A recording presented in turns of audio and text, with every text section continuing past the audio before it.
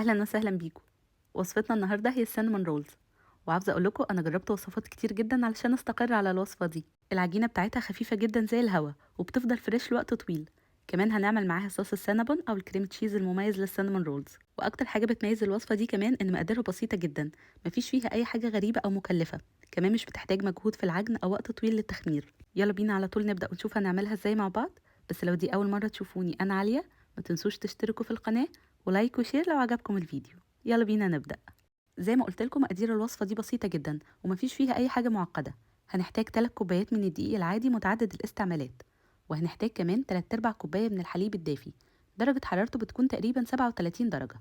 عندي هنا كمان ربع كوباية من الزبدة، تقريبا 57 جرام. ومهم جدا إن الزبدة تكون طرية وقوامها مش جامد من التلاجة أو سايلة بالكامل. هنحتاج كمان 2.5 معلقة من السكر الأبيض العادي، وزنهم تقريبا 30 جرام. وطبعا الخميرة هنحتاج معلقة كبيرة من الخميرة الفورية، وزنها تقريبا 10 جرام. وهنحتاج كمان بيضة واحدة، ويفضل إن البيضة يكون حجمها كبير، وطبعا لازم تكون في درجة حرارة الغرفة. وآخر حاجة هنحتاجها نص معلقة صغيرة من الملح. ودلوقتي هنبدأ في تحضير العجينة. هنحط الحليب الدافي في الطبق اللي هنعجن فيه، ومهم إن الحليب ما يكونش سخن زيادة عن اللزوم علشان الخميرة ما تفسدش والعجينة تتخمر بشكل مظبوط. بعد كده هنحط البيض، وزي ما قلت لكم نراعي ان احنا نختار بيضه حجمها كبير، وطبعا لازم تكون في درجه حراره الغرفه.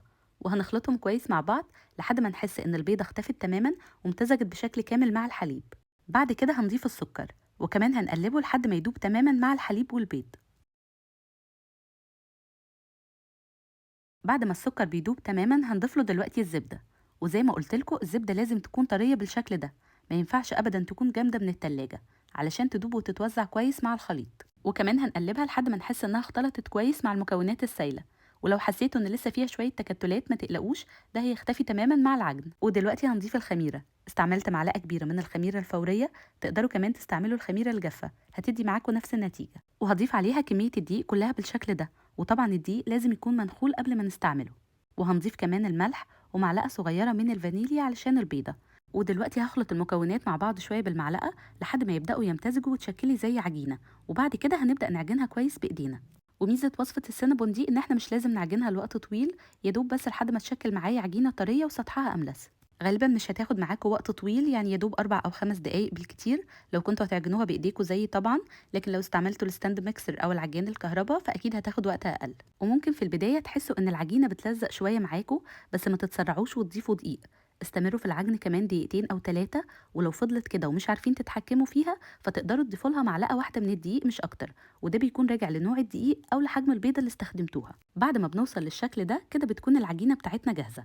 هنحطها في بولة من غير زيت أو دقيق أو أي حاجة، وهنغطيها وهنسيبها تتخمر. هتاخد تقريبا من 45 دقيقة لساعة، أو على حسب درجة حرارة الجو عندكم. في الوقت ده هنحضر السكر والقرفة اللي هنحشي بيهم السينامون رولز. هنحتاج هنا نص كوباية من السكر البني. وريتكم ازاي تعملوا السكر البني في البيت، هسيب لكم لينك الفيديو في صندوق الوصف. هنحتاج كمان معلقتين صغيرين من القرفة، وهنخلطهم كويس مع بعض بالشكل ده.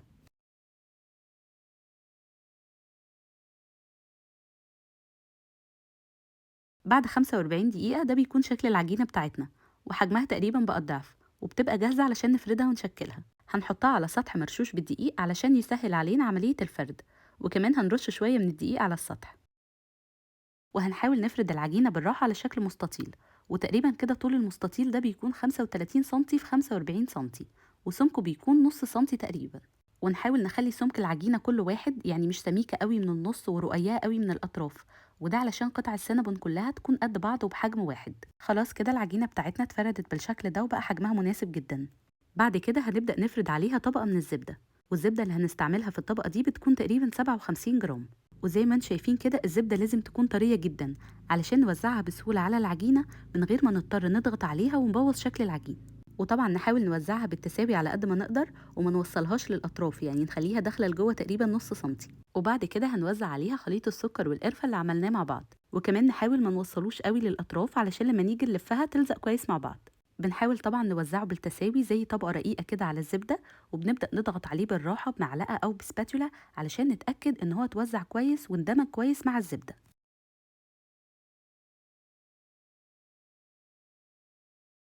بعد ما وزعناه كويس بالشكل ده هنبدأ دلوقتي نلف العجينة، وبنلفها من الجانب الأطول اللي هو بيكون تقريبا 45 سنتي، مش الجانب الصغير. وبنلفها بالراحة ونحاول طبعا ما نضغطش عليها، وكمان ما نتسرعش واحنا بنلفها علشان يكون شكلها مظبوط في الآخر. وبعد ما بنلفها للآخر بالشكل ده نحاول نضغط على الأطراف بالراحة خالص علشان نقفلها كويس وما تتفتحش معانا أثناء التسوية. وكده خلاص الرول بتاعنا بقى جاهز ونقدر دلوقتي نقطعه. وبالنسبة للتقطيع تقدروا تستعملوا أي سكينة حادة متوفرة عندكم، بس أنا دايما بفضل أقطع العجين بالخيط لأنه مش بيخلينا نضغط على العجينة قوي واحنا بنقطعها ونبوظ شكلها. بشيل الأطراف بالشكل ده لأن غالبا مش بيكون فيها سكر، تقريبا سنتي واحد من كل طرف، كمان علشان الاتنين اللي في الأطراف يكون شكلهم متساوي أكتر. بس طبعا تقدروا تستغنوا عن الخطوة دي وتبدأوا تقطيع على طول. العجينة اللي احنا عاملينها النهاردة هتعمل معانا 12 قطعة، كل قطعة تقريبا بتكون 3 سنتي. بحاول اديكم المقاسات بالظبط علشان الوصفة تطلع معاكم مظبوطة.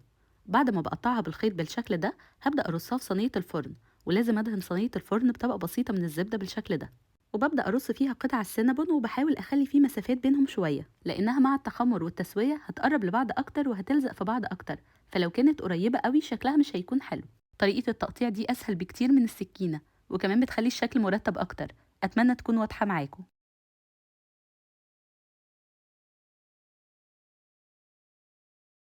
بعد ما بنخلص ده بيكون شكلهم. هنغطيهم ببلاستيك راب أو بفوطة مبلولة وبنسيبهم يتخمروا للمرة التانية كمان تقريبا لنص ساعة. وفي الوقت ده على ما تتخمر خلونا نحضر الكريم تشيز المميزة للسينابون. هنحتاج 3 معالق كبار من الزبدة الطرية وزنهم تقريبا 43 جرام، وهنحتاج كمان تلتين كوباية من الجبنة الكريمي وزنهم تقريبا 80 جرام. طبعا تقدروا تستعملوا أي نوع جبنة متوفر عندكم. هنضيف كمان معلقة صغيرة من الفانيليا. ومهم جدا إن الجبنة والزبدة يكونوا في درجة حرارة الغرفة علشان لما نخفقهم مع بعض قوامهم يكون ناعم وكريمي بالشكل ده وما يكونش فيه أي تكتلات.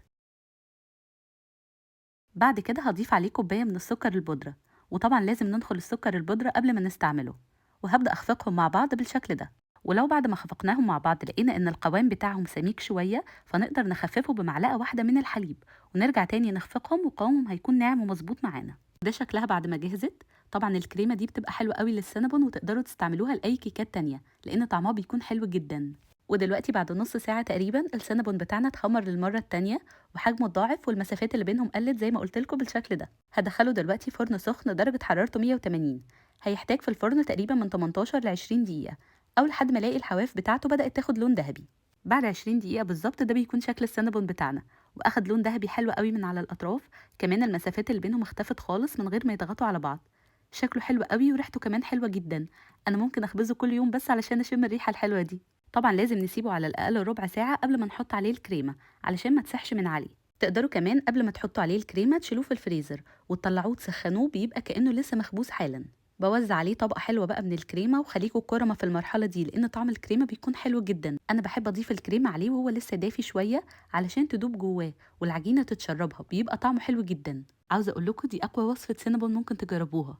شكلها حلو قوي وطرية جدا وخفيفة جدا زي الهوا بالظبط، وزي ما شفتوا كده ما أخدتش مننا أي وقت أو مجهود خالص علشان نعملها. يعني لو عايزين تاكلوا سينابون ممكن ساعتين بالكتير وبيكون جاهز معاكم، أسرع ما تنزلوا تشتروه من بره. كمان زي ما شفتوا المكونات بتاعته بسيطة جدا ومتوفرة عندنا كلنا في البيت. طبعا تقدروا تستعملوا أي صوصات تانية تفضلوها سواء صوص شوكولاتة أو صوص كراميل. أنا النهاردة استعملت صوص الكراميل والمكسرات زي اللي بنشتريها جاهزة بالظبط، بس دي كمان طعمها بيكون أحلى بكتير.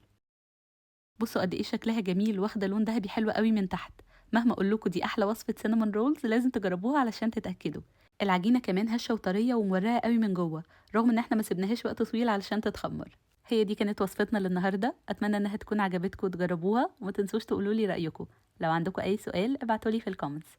اشوفكم على خير في فيديو جاي ان شاء الله. باي باي.